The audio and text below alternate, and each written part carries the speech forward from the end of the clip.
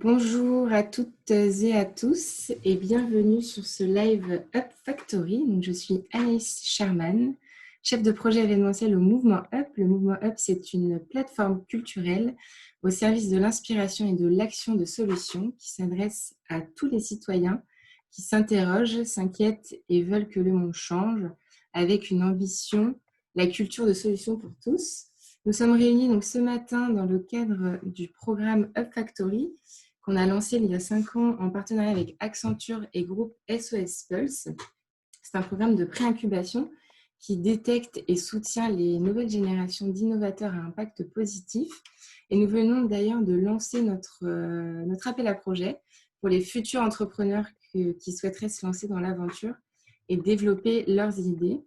À cette occasion, nous organisons des temps d'inspiration ouverts à tous pour permettre aux jeunes pousses de découvrir les expériences d'entrepreneurs chevronnés sur des thématiques très précises comme comment fédérer une communauté, rebondir après un échec, préparer son changement d'échelle ou encore gérer son stress et son temps. Tous ces sujets sont disponibles en podcast sur notre site. Ce matin, nous avons l'immense plaisir d'accueillir François Rouvier du groupe Renault pour aborder la question de l'intrapreneuriat. François, bonjour et merci Bonjour. de votre présence ce matin. À l'issue de nos échanges, nous recevrons Florence Gilbert, qui est directrice générale de WeMove, pour compléter les propos, notamment sur la question des partenariats dans l'intrapreneuriat. Alors François Rouvier, vous êtes intrapreneur social chez Renault, créateur des garages solidaires Mobilise et aujourd'hui directeur du programme Mobilise au sein de la direction RSE. Ce projet est né en 2012, donc il a maintenant 8 ans. Alors maintenant, François, on veut tout savoir, racontez-nous. Est-ce que vous pouvez nous présenter ce projet des garages solidaires, comment il est né et comment il a été porté en interne? Merci Anaïs. Ce projet de garage solidaire, en fait, il fait partie d'un projet un peu plus global qu'on a démarré en fait en début 2011. Je dirais même encore un petit peu plus tôt, en 2010. Tout ça remonte à loin maintenant. L'origine, c'est au fond une rencontre entre deux personnes, pratiquement. Je dirais d'abord la directrice de la RSE de l'époque, qui s'appelait Claire Martin, qui avait l'intuition de l'importance du business à impact social et qui avait démarré 1 an plus tôt la création de la direction de la RSE qui n'existait pas auparavant. Et dans le cadre de cette construction, elle avait entendu parler de social business. Et moi, de mon côté, je travaillais dans le business à l'époque. Depuis toute ma carrière a été dans le business, mais pour un certain nombre de raisons très personnelles, j'avais choisi de m'aligner mieux entre mes valeurs personnelles et mon activité au quotidien. Et donc, j'avais entendu parler depuis 2008 du social business chez Danone et je me suis dit qu'on pouvait faire la même chose chez Renault. Voilà, et donc je suis allé voir Claire Martin et fin 2010, on s'est dit il faut qu'on démarre quelque chose. Alors, comment c'est né? En fait, à partir de début 2011, on a fait comme quand on lance un projet d'entreprise. Donc, c'est pour ça qu'on va en parler. Il y a des liens entre intrapreneuriat et entrepreneuriat. Finalement, on a fait une sorte d'étude de marché. On a essayé de comprendre ce qu'était le marché de la mobilité pour les plus vulnérables, parce que c'est ça l'enjeu initial. Hein. Comment apporter de la mobilité à tous et notamment aux plus fragiles, ceux qui n'en ont pas. Et puis, voilà, très rapidement, en fait, au travers de focus group, on s'est rendu compte que notamment les femmes avaient un vrai problème de réparation de leur voiture. Et on a découvert l'existence de garages solidaires associatifs qu'on a rencontrés, qu'on a visités, et ça nous a inspirés. Et on s'est dit, mais si on apporte, nous, un certain nombre et beaucoup de garages Renault qui sont volontaires pour réparer des voitures dans les mêmes conditions que des garages associatifs solidaires, il y en a à peu près une centaine en France.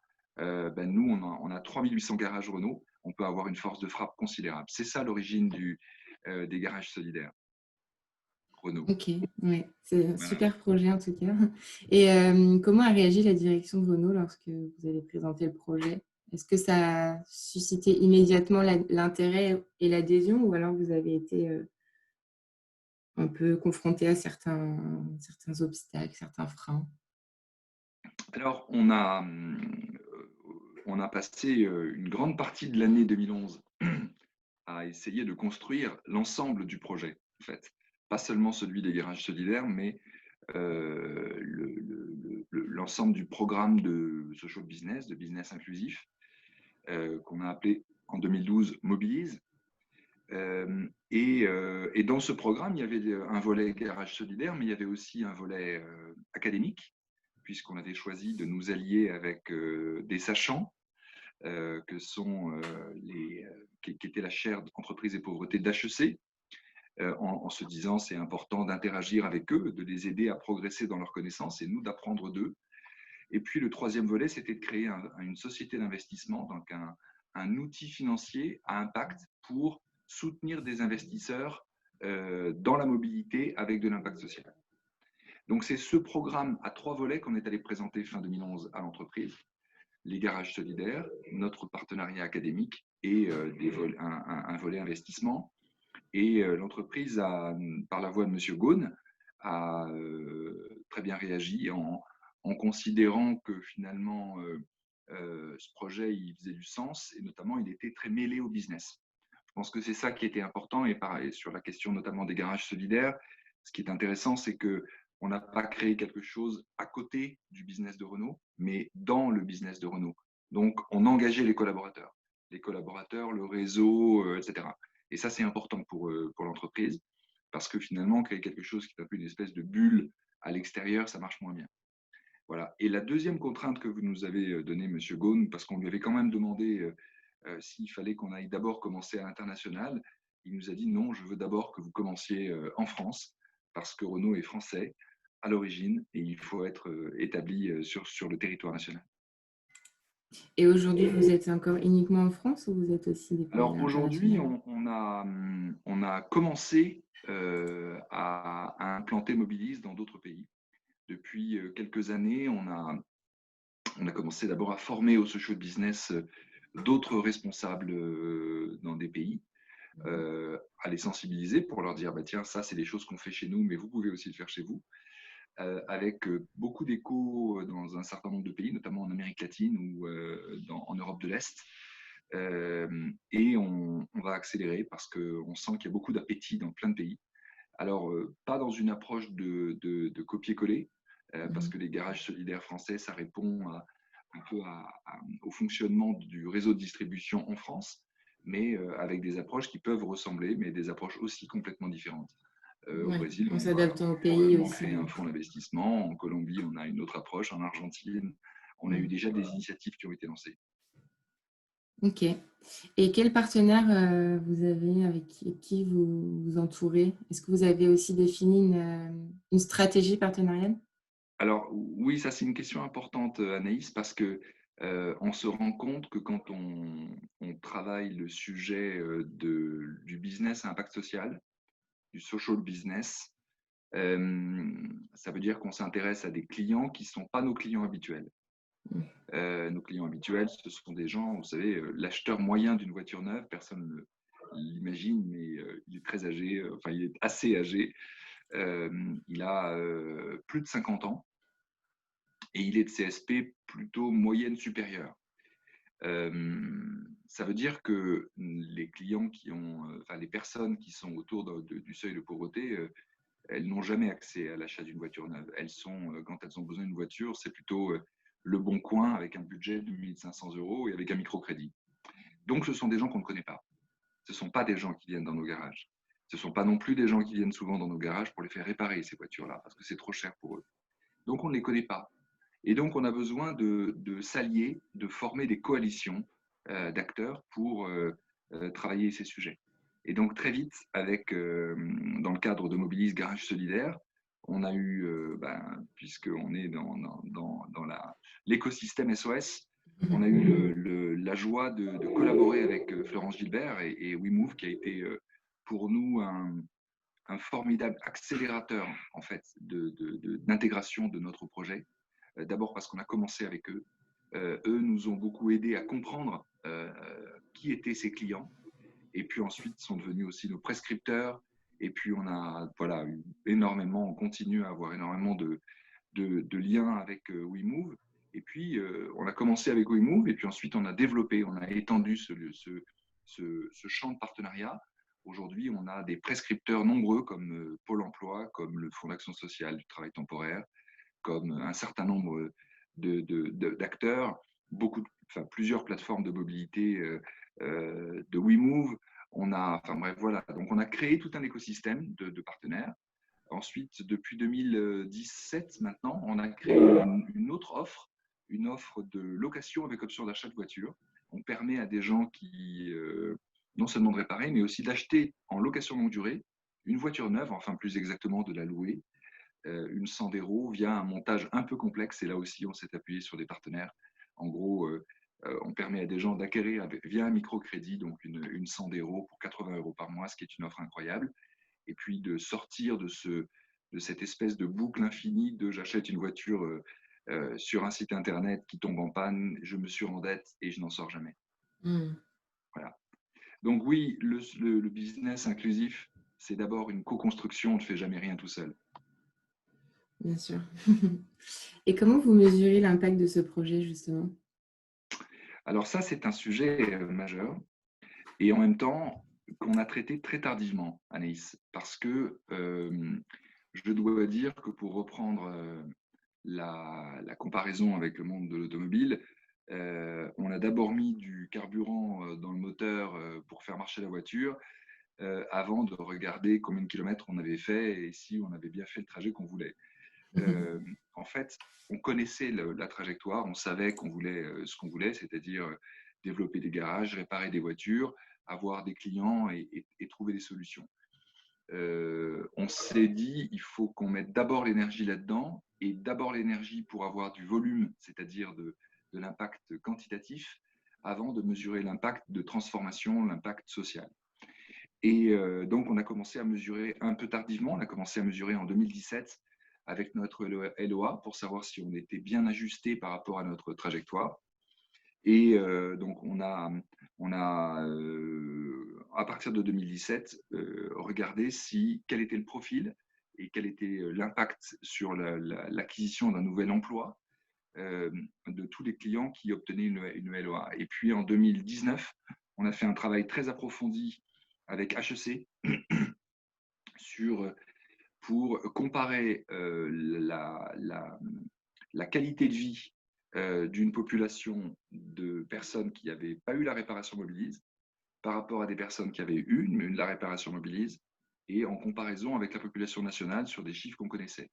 Et donc, on a pu observer, donc, à travers ce travail vraiment approfondi d'enquête téléphonique sur un échantillon de 350 personnes, qu'on gagnait 0,8 points par rapport à la moyenne nationale et on gagnait 1,4 donc sur 10, ce qui est beaucoup par rapport aux personnes qui n'avaient pas eu la réparation. Donc, on a compris que le fait de pouvoir permettre d'accéder à une réparation de qualité, c'est vraiment quelque chose d'important pour nos clients.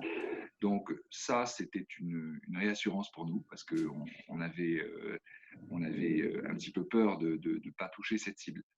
Et puis, la troisième étape de mesure d'impact, c'était une mesure d'impact économique. Celle-là, on l'a faite très récemment, on l'a faite en 2020. On a essayé on a voulu s'assurer et aussi rassurer l'entreprise que Mobilise, ça ne perdait pas d'argent. Parce que notre engagement vis-à-vis de la direction générale de Renault il y a 10 ans, c'était on ne s'engage pas à gagner de l'argent, mais on s'engage à ne pas en perdre. Et donc, ce travail-là, on l'a fait cette année et il était très important et on a pu prouver effectivement qu'on ne perd pas d'argent, on en gagne un petit peu et on le réinvestit dans le projet systématiquement. Voilà. Ok. Et au-delà du projet Mobilise, vous avez aussi un autre projet de Mobilise Invest.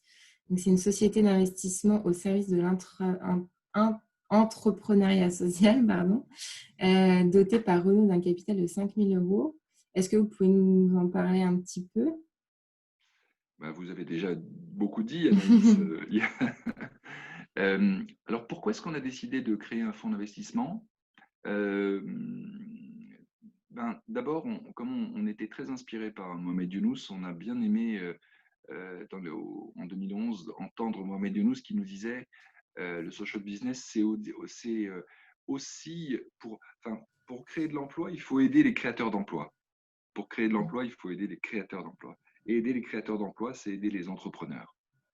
Et donc, on s'est dit, il faut qu'on ait un outil financier, donc une société d'investissement en l'occurrence, qui permette de soutenir, via de la dette ou du capital, des entrepreneurs, des jeunes entrepreneurs, généralement plutôt des startups ou en tout cas très jeunes entreprises, autour de la mobilité, qui veulent avoir un impact social.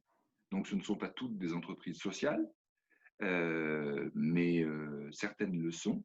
Mais il y a aussi des entreprises qui n'ont rien de social, mais avec lesquelles on flèche un projet à impact social. Et notre première entreprise, ça a été WeMove. Donc, on a eu le bonheur de contribuer d'apporter un peu de soutien financier à WeMove dans le projet de WeMove de développer son nombre de plateformes. Voilà. Et alors, en 2015, on s'est rendu compte que créer cette société d'investissement, c'était bien, mais qu'il fallait le faire connaître.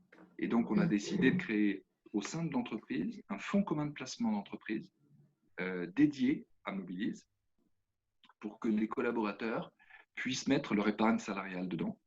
Et une partie de ces fonds d'entreprise, ces fonds d'épargne, ont été versés dans la société.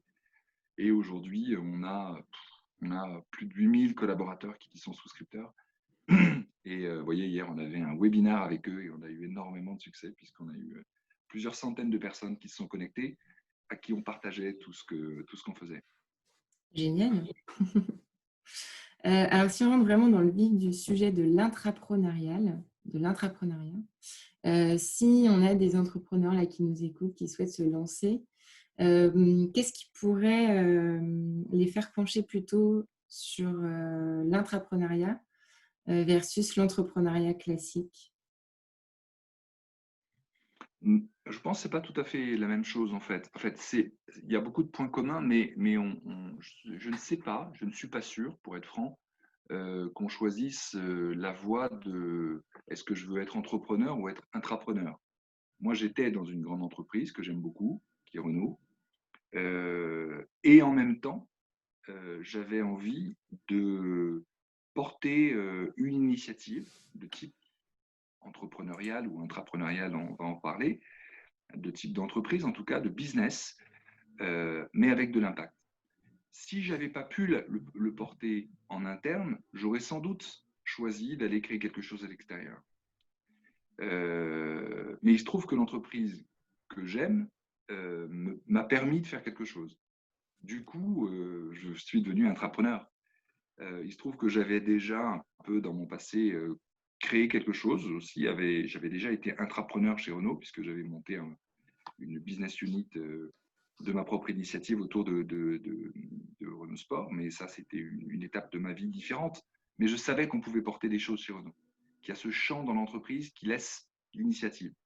Donc, au fond, pour répondre à votre question, quelqu'un qui s'interrogerait entre intrapreneur, entrepreneur, ça dépend du contexte qu'il vit dans son entreprise.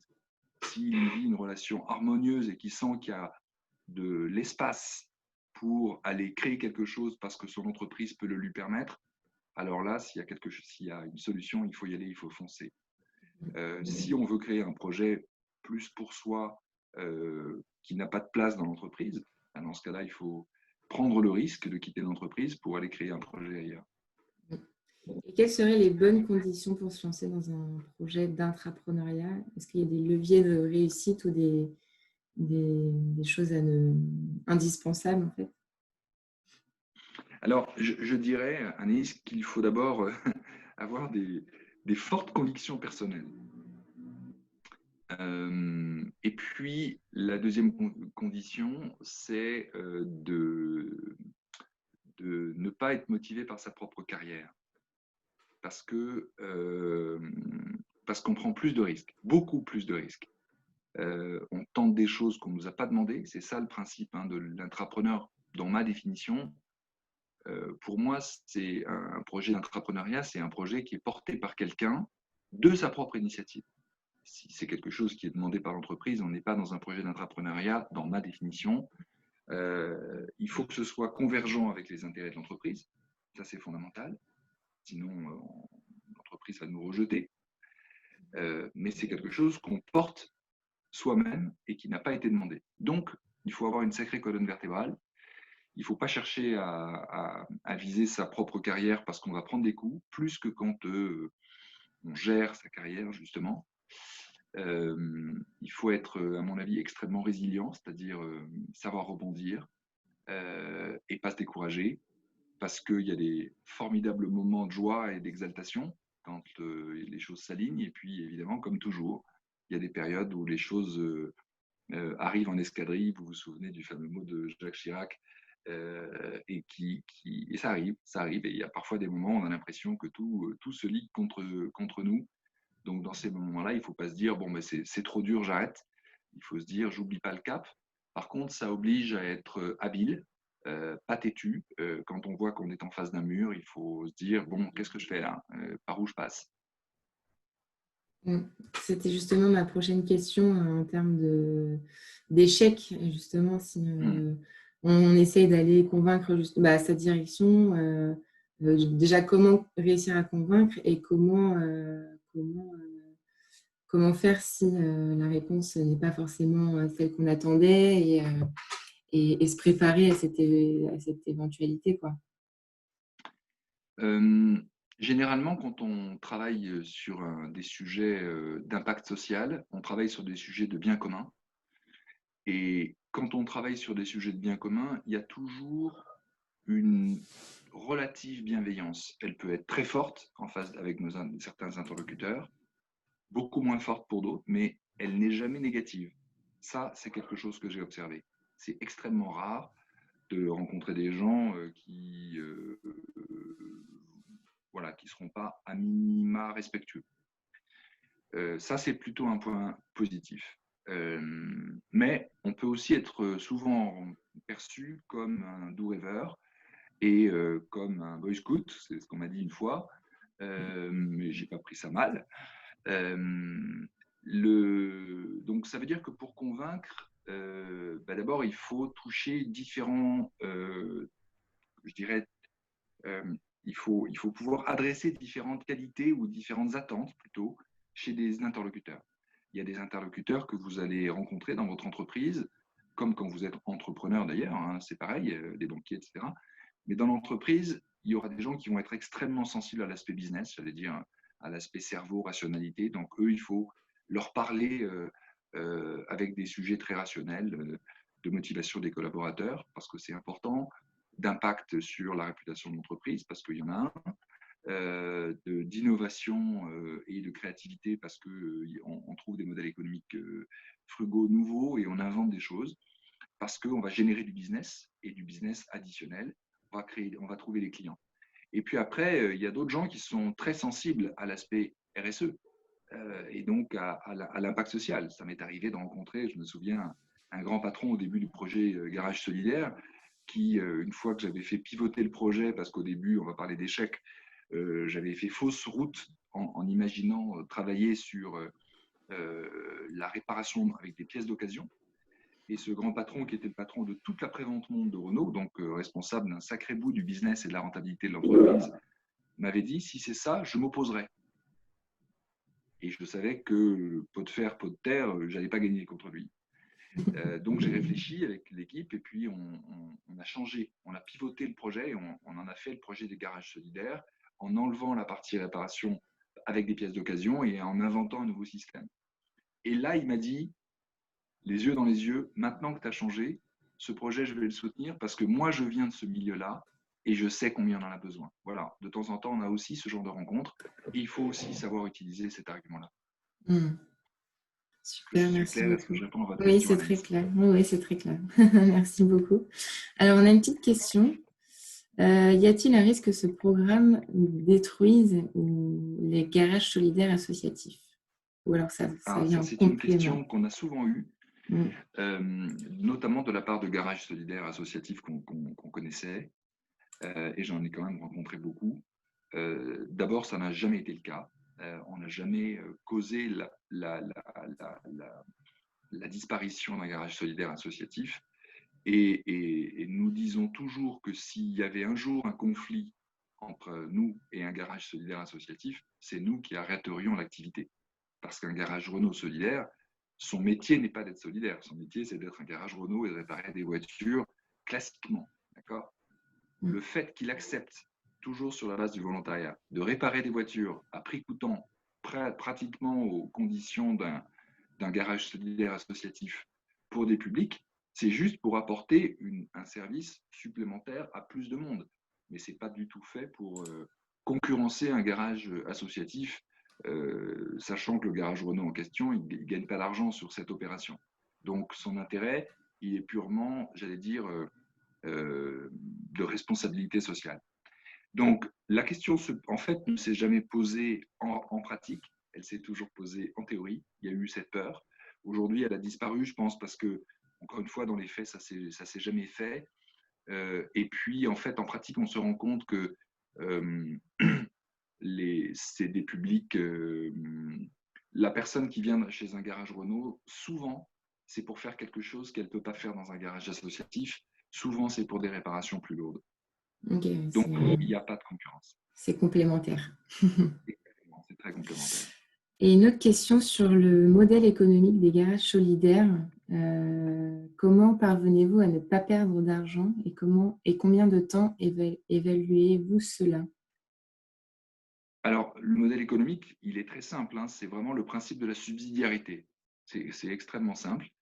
En fait, un garage Renault, il y a plusieurs types de garages Renault. Il y a des concessionnaires et il y a des petits agents Renault qui ne font que de la réparation, qui peuvent vendre des voitures, mais avec un commissionnement. Enfin, je ne vais pas rentrer dans le détail. Un garage Renault, il gagne donc de l'argent quand il vend des voitures, quand il vend un crédit et quand il vend et quand il répare des voitures. Quand il a un client mobilise, donc pour faire une réparation, son engagement, effectivement, c'est à ne pas faire de marge. Donc, on a monté un système de remise qui fait qu'effectivement, il ne gagne pas d'argent, mais il n'en perd pas. Et son engagement vis-à-vis de Renault, c'est de réparer au moins un client par semaine quand il a beaucoup de demandes. Un client par semaine, ce n'est pas beaucoup pour un garage Renault. J'ai été, il y a une quinzaine d'années, directeur d'une grosse concession. On recevait 100 clients par jour. Donc, quand on a 100 clients par jour, en avoir un par semaine sur lequel on ne gagne pas d'argent, ce n'est pas grave. Mais en même temps, on n'en perd pas. Quand on n'en perd pas, c'est durable. Est-ce que j'ai répondu à votre question? Oui, c'était bien ça sur le modèle économique. Ce projet, alors une dernière question avant de faire rentrer Florence Gilbert. Ce projet a-t-il des effets internes en termes de mobilisation du personnel? Fierté d'appartenance à une entreprise ayant développé une activité à impact social. Alors, tout à l'heure, on a parlé d'international. Donc, d'abord, je crois qu'aujourd'hui, il y a plusieurs pays de Renault qui souhaitent développer des initiatives de social business. Encore une fois, pas que des garages solidaires, mais plein d'autres choses. Et c'est très bien. Donc, le principe de créer du business avec de l'impact est en train de se déployer dans l'entreprise. On a depuis formé beaucoup de gens et on en forme de plus en plus en interne, de gens qui ont envie de donner du sens à leur vie professionnelle et qui trouvent que là, il y a un alignement extraordinaire. De nouveaux projets sont nés, donc je ne vais pas les développer, ce n'est pas l'objet aujourd'hui, mais on a un projet enfin plus qu'un projet, on est bien avancé aujourd'hui, on est en phase de démarrage de commercialisation là, d'accessoires et de merchandising en commerce équitable. Et on est en train de lancer un projet très important en Afrique de mobilité partagée pour le secteur rural, dans lequel il n'y a pas de mobilité, avec des véhicules électriques. Donc quelque chose vraiment de très, très en rupture et en même temps qui pourrait avoir un impact incroyable. Donc, beaucoup de choses sont en train de naître. Je pense que la mobilisation interne est forte. Le nombre de gens qui adhèrent à notre fonds d'investissement, notre fonds commun, montre qu'il y a énormément d'envie et d'appétit. Et puis, on le voit chacun tous les jours, c'est vraiment l'air du temps et je dirais un peu en conclusion que l'accélérateur, c'est le Covid. Il y a eu des initiatives absolument incroyables chez Renault pendant la période du confinement où on était en chômage partiel. Et du coup, on a eu des collaborateurs qui consacraient la moitié de leur journée, non pas à cultiver leur jardin, ce qu'ils auraient pu aussi faire d'ailleurs, mais à développer des projets comme des pousses-seringues, des respirateurs ou d'autres choses. Et ils ont aussi découvert par ça le business impact. Super, merci beaucoup pour vos réponses. Florence, c'est à vous, je vous fais atterrir de l'autre côté de l'écran, si vous m'entendez. Super. Alors, il faut juste enlever le micro. Vous m'entendez? Oui, on vous entend. Bonjour Florence et bienvenue. Bonjour, Alors, Bonjour François. je vous laisse présenter WeMove et puis après, on peut échanger sur votre collaboration et partenariat. Déjà, je voulais commencer par vous dire que j'étais ravie d'être avec vous. Ravie parce que ce sujet de l'entrepreneuriat, c'est vraiment un sujet qui m'importe.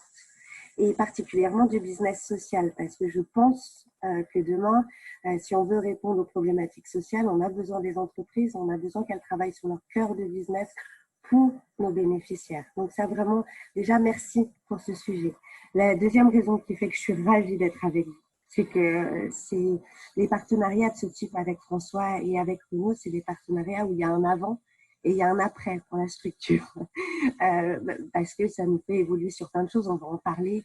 Et c'est une belle rencontre humaine. Et merci pour tout ce que tu as dit, François, parce que je crois que c'est vraiment inspirant. En tout cas, ça l'était aussi pour moi. WeMove, c'est une histoire qui date depuis 20 ans, qui à la base en fait avait été créée pour développer le covoiturage, donc vraiment avec un esprit environnemental. Et en fait, on s'est aperçu très vite que les personnes qui avaient des problématiques de mobilité urgentes, c'était les personnes en besoin social, demandeurs d'emploi, les personnes âgées, et donc que les solutions n'étaient pas prévues pour elles. C'est-à-dire qu'il y avait des lois qui permettaient l'accessibilité au transport, mais il n'y avait pas de loi qui permettait d'accéder au transport.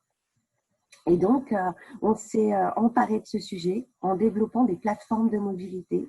Donc, une plateforme de mobilité, c'est des lieux physiques où on a un être humain, un conseiller mobilité, qui est là pour comprendre les difficultés d'un bénéficiaire à se déplacer. Est-ce que c'est des problématiques financières, mais ça peut être des problématiques cumulées avec des problématiques psychologiques, physiques, matérielles. Je n'ai pas de voiture, je ne sais pas comment prendre les transports en commun. Donc, on va diagnostiquer et après, on va mettre en place un parcours. Et un parcours de solutions, ça passe par des formations, comment je me déplace dans ma ville, comment je me déplace en transport en commun, mais aussi l'envoi vers des opérateurs qui vont permettre de proposer des solutions à nos bénéficiaires en fonction de leurs difficultés, dont les garages solidaires de Renault, par exemple. Aujourd'hui, on accompagne 15 000 personnes. Le besoin, il est de 7 millions. Donc, heureusement qu'on est là aujourd'hui parce qu'il y a un vrai besoin de changement d'échelle de ce type de dispositifs. Super, merci beaucoup pour cette présentation. Alors, est-ce que vous pouvez nous raconter un petit peu votre histoire, votre collaboration? Est-ce que ça a apporté aussi pour WeMove de travailler avec le groupe Renault? Alors, surtout, François, tu me coupes et tu rajoutes et on fait tu n'hésites pas à intervenir parce que j'aime bien quand on parle tous les deux aussi de notre histoire. Moi, avant tout, c'est une rencontre d'abord avec une autre personne qui s'appelle Charles Benoît Essic, du Rameau, que peut-être certains connaissent de ceux qui nous écoutent, et qui m'a fait prendre conscience à de milliards de choses, mais dont une chose, c'est qu'on avait besoin de co-construire pour avancer, et on avait besoin des entreprises pour avancer. Et il m'a fait un cadeau énorme, il m'a permis de rencontrer François et Claire, à l'époque où ils réfléchissaient justement sur Mobilise.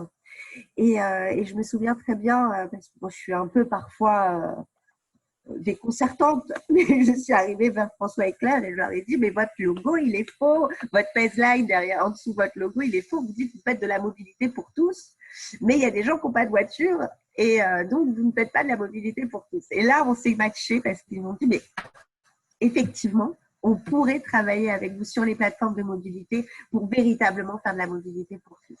Et donc, c'est comme ça qu'a commencé notre collaboration, à se dire, OK, comment on fait ensemble pour faire de la mobilité pour tous. Donc, il y avait 2 sujets. Notre partenariat, il est très riche. Je pense qu'on a 1 milliard de choses à raconter. On va essayer de choisir peut-être 3 axes. Le premier, c'est qu'en fait, moi, à cette époque-là, on avait développé les plateformes de mobilité et on avait montré qu'on avait plus de 50% de retour à l'emploi après un accompagnement mobilité. Et j'avais été voir ma banque. Et ma banque m'avait dit, oh, c'est génial ce que vous avez développé, mais par contre, on pourra développer une plateforme par an. À l'époque, il y avait 26 régions, il y a toujours 322 bassins d'emploi et je me disais, sympa, mais j'aurais pas assez d'une vie pour développer l'ensemble des plateformes de mobilité. Donc, il va falloir qu'on trouve d'autres partenaires pour pouvoir nous accompagner dans cette accélération de proposer ces plateformes de mobilité. Donc ça a été la première partie de notre partenariat avec la création de Mobilise Invest. Et donc, l'accompagnement sur WeMove, c'était la première fois qu'on faisait un prêt. C'est une énorme confiance en WeMove. La CDC est venue avec vous, mais parce qu'il y avait Renault. Donc, on a eu véritablement un prêt important qui nous a permis de pouvoir déployer ces plateformes de mobilité. Aujourd'hui, on a 80 structures sur la France et c'est véritablement grâce à ce partenariat. La deuxième chose, ça a été la création des garages Renault Solidaires, où là, ça a été une aventure humaine extraordinaire, parce que quelque part, effectivement, le social, c'était quelque chose, enfin, un sujet que François Eclair maîtrisait, enfin, en tout cas, connaissait et avait envie d'aller vers, mais par contre ne maîtrisait pas complètement. Donc, ils m'emmenaient dans leur sac pour aller convaincre l'ensemble des directions qu'on avait besoin de convaincre. Et ça, c'était vraiment, je crois que de l'intérieur, je n'ai jamais connu une entreprise comme ça qui nous a ouvert les portes, qui a écouté, qui a été sensible, qui a réfléchi avec nous. Et donc, c'était vraiment une expérience très, très riche à cet endroit-là. Et aujourd'hui, quand on voit les garages, tout à l'heure, je voulais dire attention à la concurrence dans l'associatif, que ce soit sur les plateformes de mobilité, les garages Renault Solidaires ou l'ensemble des activités. On répondrait à 7 millions du besoin, on pourrait parler de concurrence. Aujourd'hui, tous ensemble, on est à 30 000 personnes accompagnées. Donc, il n'y a pas de sujet à cet endroit-là, de se poser cette question-là. C'est comment on fait ensemble pour porter tout ça et pour proposer des vrais services à nos bénéficiaires.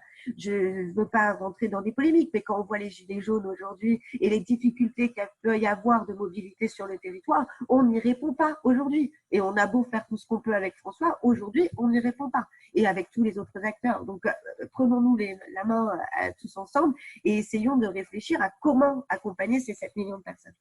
Donc, voilà. Donc, ça, c'était les 2 premiers sujets. Et le troisième sujet, bon, évidemment, pour nous, excuse-moi, qui me semble important chez WeMove, c'était vraiment la professionnalisation.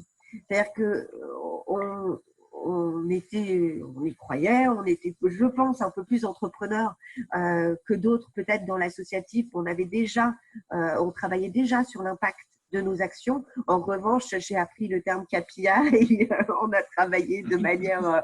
j'ai jamais compris les budgets de l'intérieur de cette manière-là et on a eu une vraie équipe autour de nous. À un moment de notre partenariat, il faut que ça devienne souvent comme ça, mais à un moment de notre partenariat, on était tous les jours ensemble à travailler sur des micro-lignes budgétaires et ça a été… c'était du mécénat de compétences, sans que ça se donne le nom, parce que je ne crois pas qu'on l'avait formalisé de cette manière-là à l'époque. Mais en tout cas, il y a eu un vrai mécénat de compétences de la part de Renault pour nous accompagner dans notre professionnalisation. En tout cas, on a un mentor. Donc, pour chaque entreprise dans laquelle on investit, entre guillemets, on a une personne qui est mentor, donc quelqu'un de l'entreprise. En l'occurrence, quelqu'un qui venait de la direction financière et qui reste, tu le sais, Florence, le mentor de WeMove parce qu'elle est extrêmement attachée à WeMove. Et de fait, elle donne du temps, du conseil, de la compétence. Donc, de fait, il y a un peu de mécénat de compétences. Ce que tu dis, Florence, sur le fait qu'il y a concurrence, mais en fait, on ne devrait pas parler de concurrence parce qu'on couvre de tellement petits champs par rapport à un immense besoin.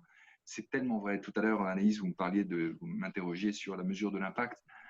Mais au fond, je ne vous ai pas donné de tips parce que je pourrais vous en donner aujourd'hui. On a fait à peu près en cumul, on est à 1000 voitures louées.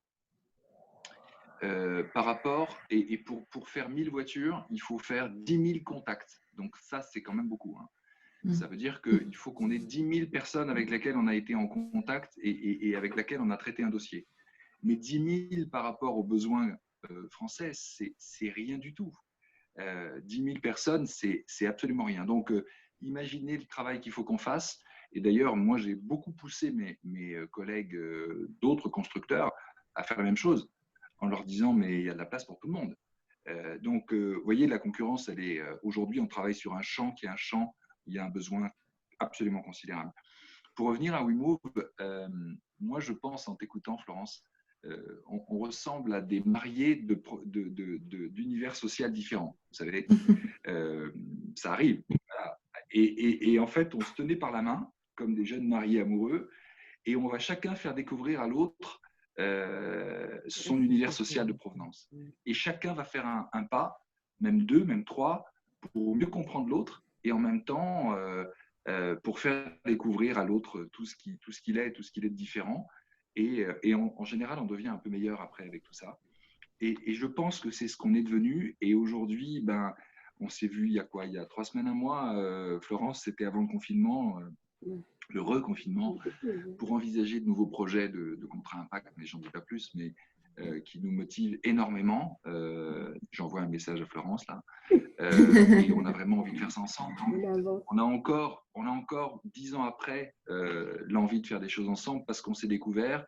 Et puis il y a un mot derrière tout ça, c'est la confiance. On a appris à se faire confiance les uns les autres et ça c'est absolument super.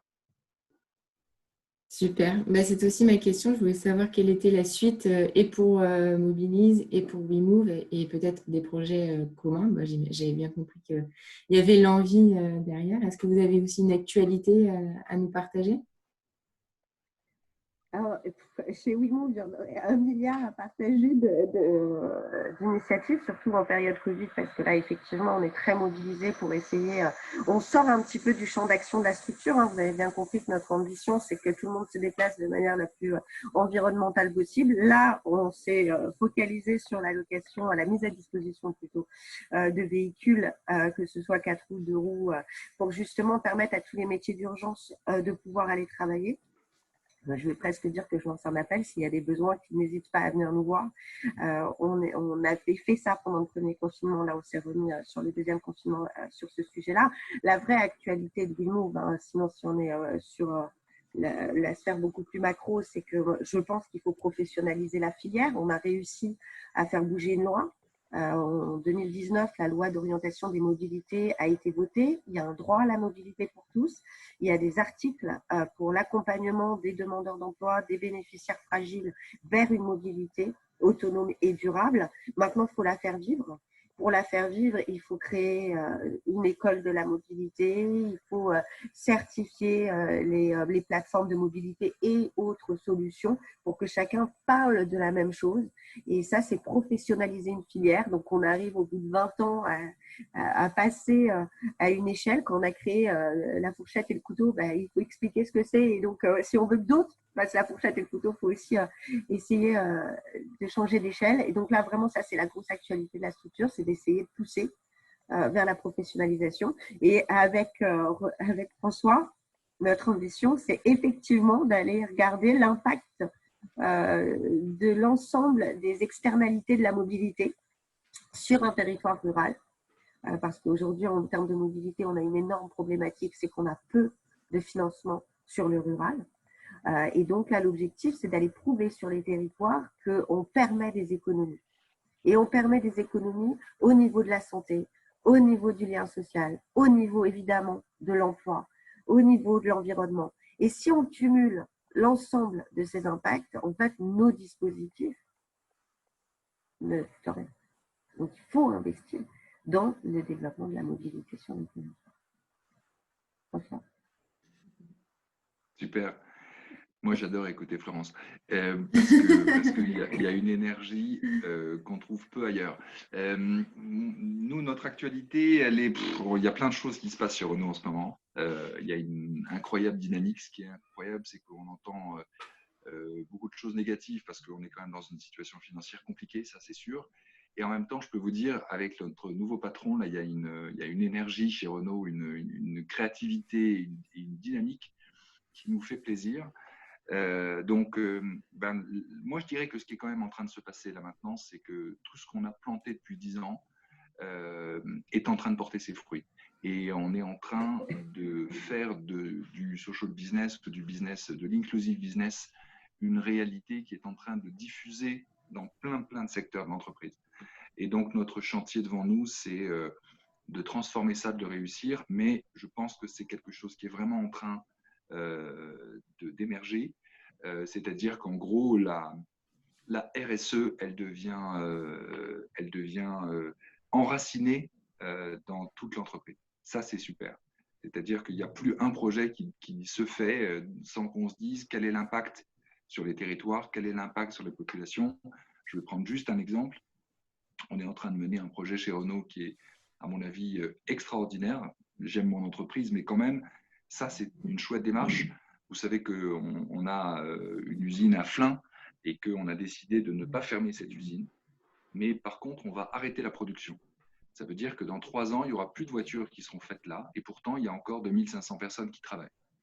Mais au lieu de dire on va fermer l'usine et puis on supprime 2500 emplois, on va reconvertir cette usine. Et l'objectif, c'est que dans 10 ans d'ici, elle ait plus d'emplois qu'aujourd'hui, sauf que ce ne seront plus les mêmes.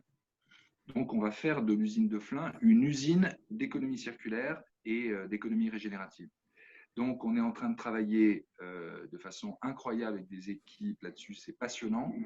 Et nous, on est en train d'apporter, on fait partie de l'équipe projet, pour dire et quel impact social on va avoir sur le territoire. Et donc, on est en train d'imaginer un certain nombre de sujets donc avec des entreprises sociales présentes dans le projet de Flins, avec la collaboration des populations locales. Donc voilà, c'est ça qui est en train de changer. Je pense que moi, ça m'enthousiasme et ça me donne de l'énergie aussi pour chaque matin aller plus loin. Merci beaucoup pour ces projets de belles... collaboration avec WeMove qui nous passionnent. Oui, je vois ça. Merci beaucoup pour ces belles actualités et surtout le témoignage de cette belle relation partenariale. Alors, pour conclure, est-ce que à tous les deux, vous pourriez donner des conseils à nos entrepreneurs qui nous écoutent, qui souhaiteraient se lancer? Quels conseils vous pourriez leur donner? Alors moi, je voulais rebondir justement tout à l'heure, vous aviez parlé d'échecs.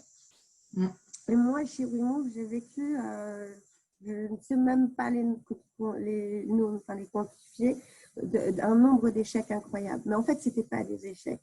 C'est ce qui m'a amené au fur et à mesure à répondre véritablement aux besoins. Tu as parlé de résilience tout à l'heure, François, mais je crois que c'est vraiment le sujet. C'est un entrepreneur, c'est de toujours rebondir, toujours se dire, OK, là, si on m'a dit non, c'est qu'il y a obligatoirement quelque chose que je dois changer dans mon projet et je dois l'aligner avec le besoin et répondre et ne jamais, enfin tout, je sais pas comment, je ne sais plus comment dire les choses, mais en tout cas, c'est vraiment, pour moi en tout cas, c'est de jamais se dire là je suis face à un échec. Non, je suis face à une nouvelle étape qui va m'amener vers le vrai projet que je vais développer. Et mon projet, il change tous les jours. Donc c'est vraiment, et je pense que quand on est entrepreneur, on ressent ça depuis tout petit en fait.